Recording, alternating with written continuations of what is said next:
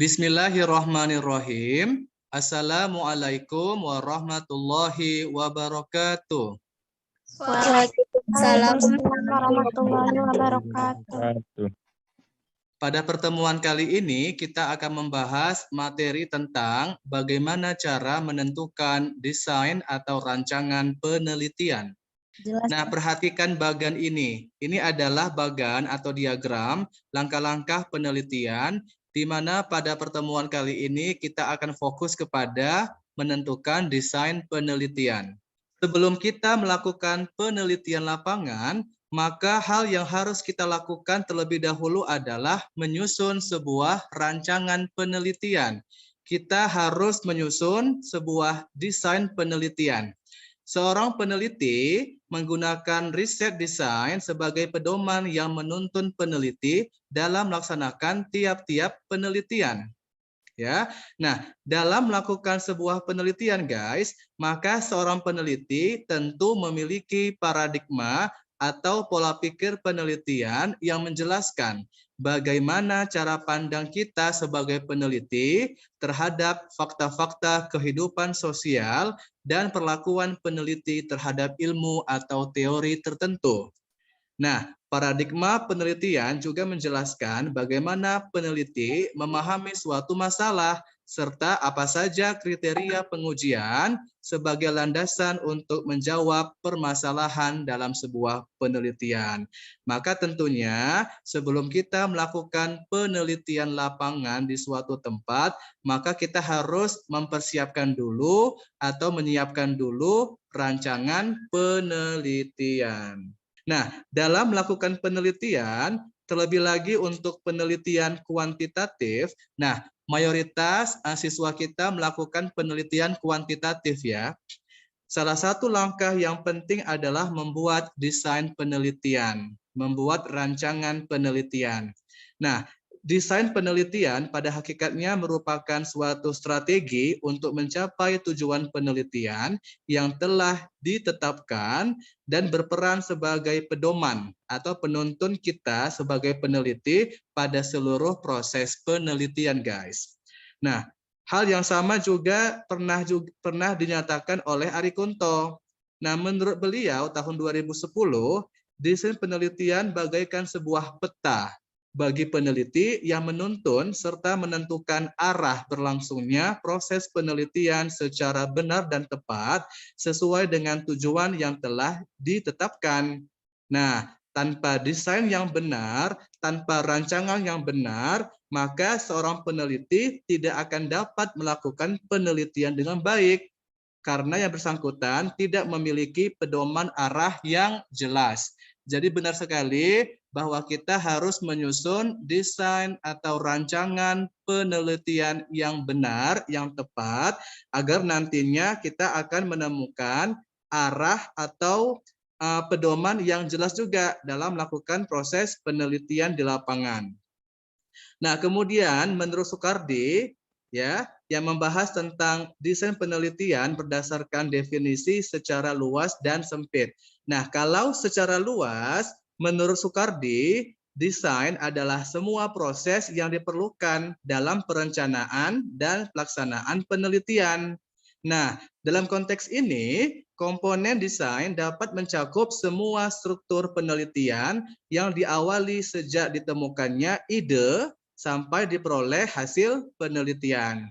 Nah, sedangkan dalam artian sempit, desain penelitian merupakan penggambaran atau deskripsi secara jelas tentang hubungan antara variabel, pengumpulan data, dan analisis data. Sehingga guys, dengan desain yang tepat, dengan desain yang baik, maka peneliti maupun orang lain yang berkepentingan memiliki gambaran tentang bagaimana keterkaitan atau hubungan antara variabel yang satu dengan variabel yang lainnya, serta bagaimana mengukur variabel-variabel tersebut. Oke, nah jadi guys, desain merupakan pola atau bentuk penelitian yang diinginkan. Adapun kegunaan atau manfaat dari desain ini bisa kita lihat pada slide berikut ya. Nah, yang pertama adalah kegunaannya.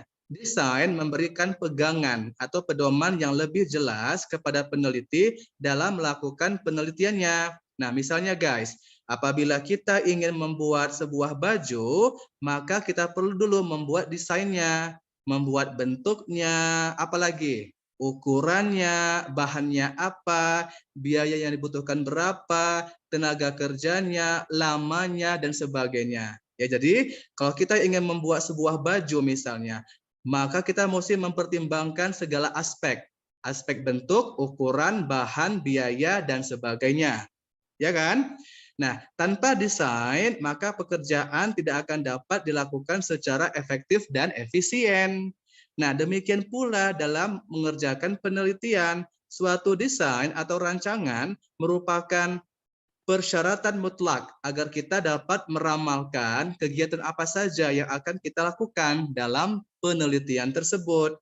Nah, dalam desain yang mesti kita pikirkan adalah yang pertama guys, berapa variabel yang kita gunakan. Nah, kalau untuk penelitian di SMA ini kita biasanya menggunakan berapa variabel? 2 variabel kan? Iya, Sir. Variabel dan variabel terikat. Bagus. Variabel bebas dan terikat. Variabel bebas dan variabel terikat. Nah, jadi kamu tahu berapa banyak variabel yang digunakan. Biasanya ada 2 ya, variabel bebas dan variabel terikat. Yang kedua, bentuk hubungan antar variabel tersebut. Kemudian kamu tahu bagaimana cara menganalisis data setelah dikumpulkan. Setelah data terkumpul, nah kamu tahu apa instrumennya, apa teknik untuk menganalisis data tersebut. Nah, yang kedua, desain juga menentukan batas-batas penelitian yang bertalian, yang berhubungan dengan tujuan penelitian. Nah, kalau kamu sudah menentukan tujuan penelitian, maka desain itu bisa menentukan batas-batas atau ruang lingkup dari penelitian tersebut. Nah, apabila tujuan tidak dirumuskan dengan jelas, maka penelitian itu tidak akan ada ujung pangkalnya. Bisa melebar kemana-mana, tidak fokus ke satu arah. Ya, nah oleh sebab itu guys, desain harus berhubungan erat dengan tujuan penelitian.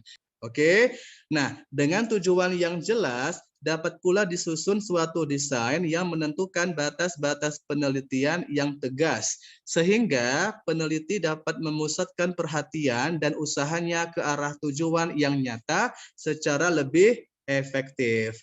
Nah, kita sebagai peneliti juga akan tahu apabila pekerjaan tersebut sudah selesai atau berakhir. Ya, nah selanjutnya desain selalu memberi gambaran yang jelas tentang apa yang harus dilakukan untuk memberi gambaran tentang macam-macam kesulitan atau kendala yang akan dihadapi, yang mungkin juga akan dihadapi oleh peneliti yang lain. Nah, dengan demikian guys, lebih dahulu dapat kita pikirkan cara-cara untuk mengatasinya. Nah, selanjutnya kualitas atau mutu dari suatu penelitian dan ketepatan penelitian dapat ditentukan oleh desain penelitian yang kita gunakan.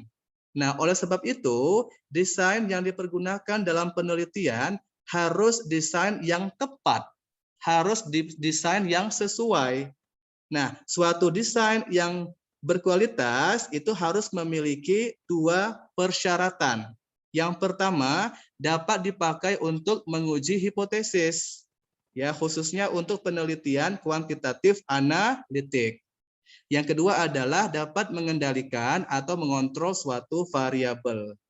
Oke, selanjutnya kita akan membahas tentang tipe-tipe dari desain penelitian. Nah, guys, perhatikan ya. Secara garis besar ada 2 macam tipe desain, yaitu desain non-eksperimen dan desain eksperimen. Oke, nah faktor-faktor yang membedakan kedua desain ini adalah pada desain pertama atau non-eksperimen tidak terjadi manipulasi variabel bebas, ya. Sedangkan pada desain eksperimen itu terdapat adanya manipulasi variabel bebas atau variabel independen. Yang kedua, pada desain non-eksperimen itu bersifat eksplorasi atau menggali seluruh gejala-gejala atau fenomena yang ada di sekitar kita. dan bersifat deskriptif, artinya dapat menggambarkan suatu gejala tersebut secara jelas. Nah, sedangkan pada desain eksperimen itu bersifat explanatory atau berupa sebab akibat atau kausal, ya. Nah, ini merupakan perbedaan antara desain non eksperimen dan eksperimen. Nah, selanjutnya guys, pada desain eksperimen itu menghasilkan tingkat pemahaman pada bagian permukaan saja. Berarti di sini belum terlalu mendalam. Masih di bagian kulitnya saja. Masih di bagian permukaannya saja. Sedangkan pada desain eksperimen, jelas dia menghasilkan tingkat pemahaman yang lebih mendalam, secara lebih terperinci. Dan terakhir, pada desain eksperimen, di situ ada beberapa contoh desainnya guys, yaitu desain penelitian deskriptif, korelasional, kausal komparatif, dan desain tindakan. Sedangkan pada desain eksperimen, contohnya adalah ada 3 ya, desain penelitian pra-eksperimen, eksperimen murni, dan eksperimen semu. Nah, selanjutnya kita akan bahas satu persatu tentang desain-desain ini. Nah, yang pertama adalah desain non-eksperimental. Contoh yang pertama adalah desain penelitian deskriptif. Nah, perhatikan. Penelitian deskriptif dilakukan dengan tujuan untuk mendeskripsikan atau menggambarkan fakta-fakta mengenai populasi secara sistematis dan akurat. Dalam penelitian deskriptif, fakta-fakta hasil penelitian disajikan apa adanya, sesuai dengan fakta yang ada di lapangan. Tidak boleh diubah-ubah, ya, sesuai dengan data yang kamu peroleh di lapangan. Ya, kamu sajikan apa adanya ya. Nah, hasil penelitian deskriptif sering digunakan atau dilanjutkan dengan dilakukannya penelitian analitik. Nah, desainnya itu dibedakan menjadi 2. Desain penelitian deskriptif ada 2 desain atau ada 2 rancangan, yaitu desain studi kasus dan desain penelitian survei. Nah, kalau pada studi kasus atau case study, nah, studi kasus merupakan rancangan penelitian yang mencakup pengkajian 1 unit penelitian secara intensif, misalnya 1 pasien, keluarga, kelompok, komunitas, atau institusi.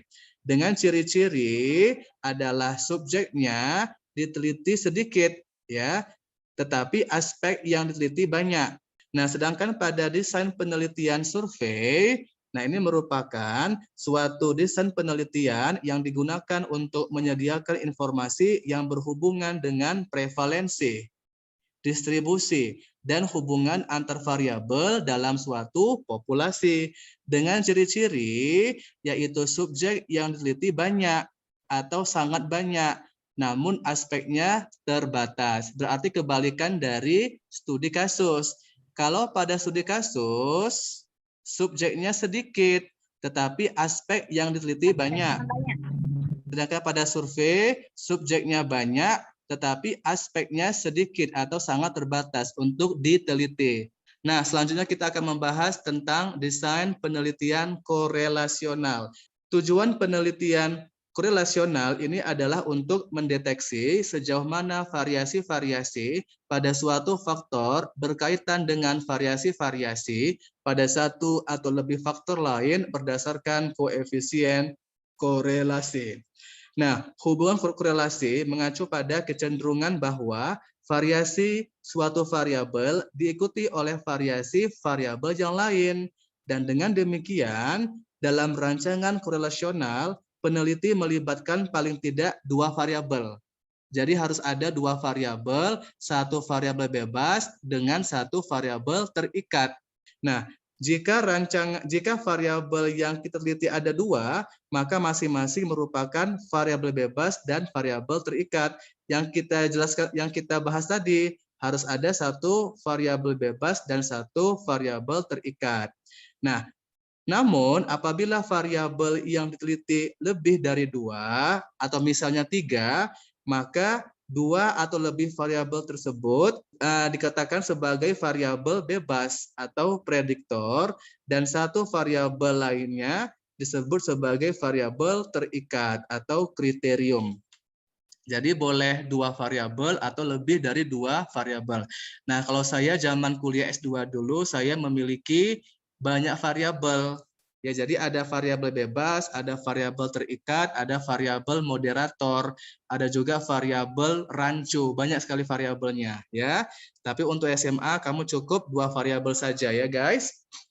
Oke. Nah, selanjutnya kita bahas tentang desain penelitian kausal komparatif.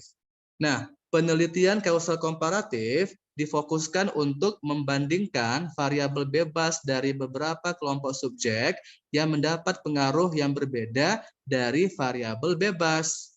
Nah, pengaruh variabel bebas terhadap variabel terikat terjadi bukan karena perlakuan dari peneliti, melainkan telah berlangsung sebelum penelitian tersebut dilakukan. Nah, di sini ada 2 macam, yaitu cohort dan kasus kontrol. Kita bahas ya. Nah, kalau desain penelitian cohort itu merupakan pendekatan waktu secara longitudinal atau time period approach. Jadi berdasarkan periode waktu. Ya.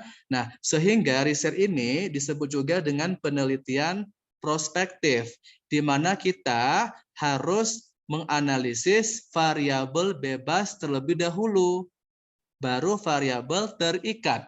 Pada penelitian cohort, yang kita teliti adalah variabel bebas dulu, yaitu hasil belajar.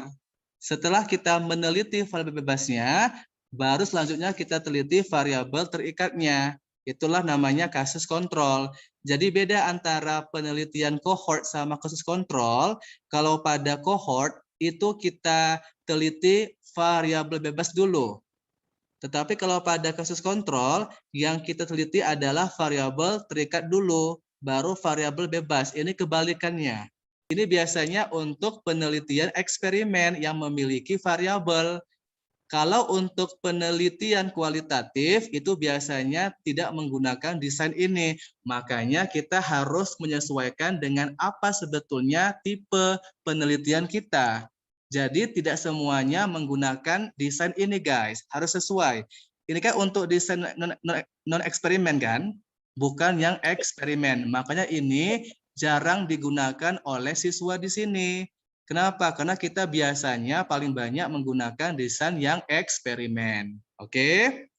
Nah, tapi ini sebagai informasi saja biar kamu lebih kaya akan metodologi penelitian.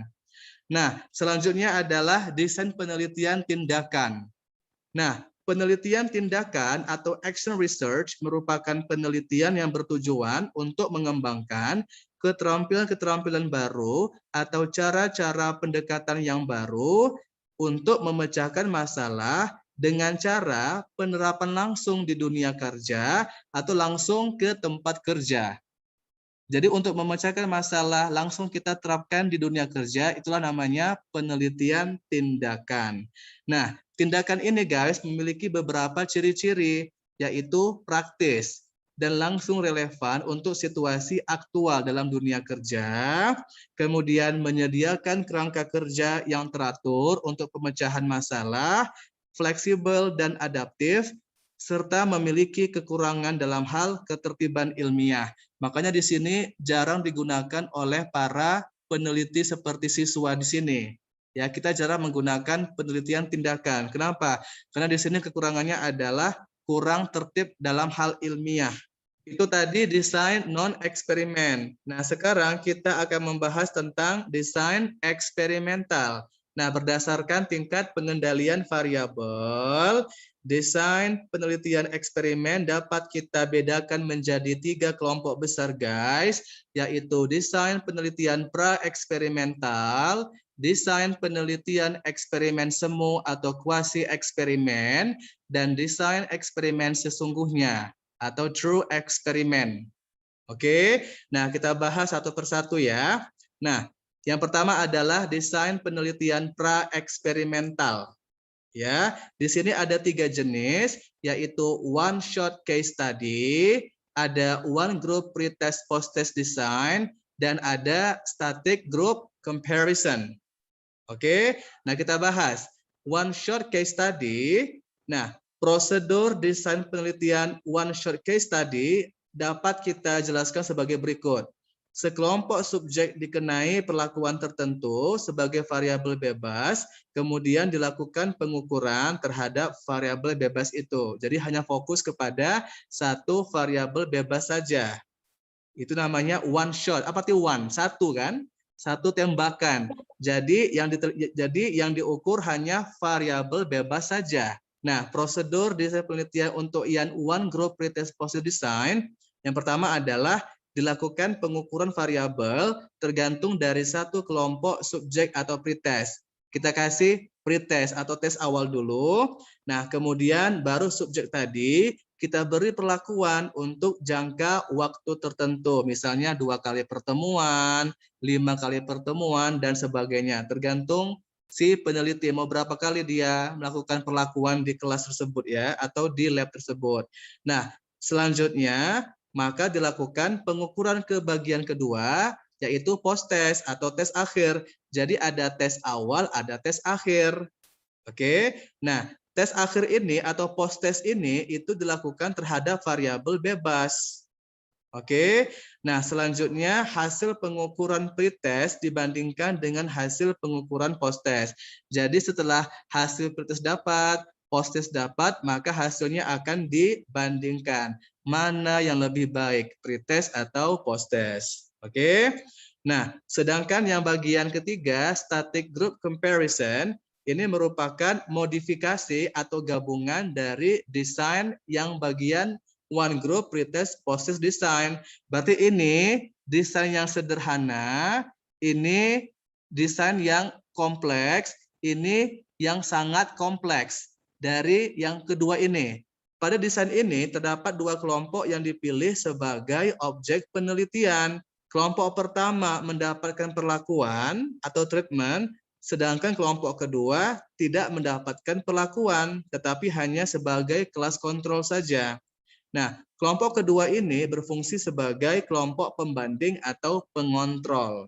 Yang kedua adalah desain penelitian eksperimen semu atau kuasi eksperimen. Di sini ada 4 kelompok ya, ada 4 macam, yaitu time series design, non-equivalent control group design, counterbalanced design, dan factorial design. Desain atau rancangan penelitian eksperimen semu atau kuasi ini berupaya untuk mengungkap hubungan sebab akibat dengan cara melibatkan kelompok kontrol dan kelompok eksperimen, tetapi pemilihan kedua kelompok tersebut tidak dilakukan secara acak, tidak diacak ya. Nah, kedua kelompok itu kita ambil secara alami saja. Nah, ada 3 jenis desain penelitian yang termasuk ke dalam desain eksperimen sungguhan atau sesungguhnya, yaitu post-test only control design, pre-test post-test control group design, dan the Solomon 4 group design. Nah, kalau post-test only control design, ini merupakan post-test atau tes akhir dengan pemilihan kelompok secara acak, secara random.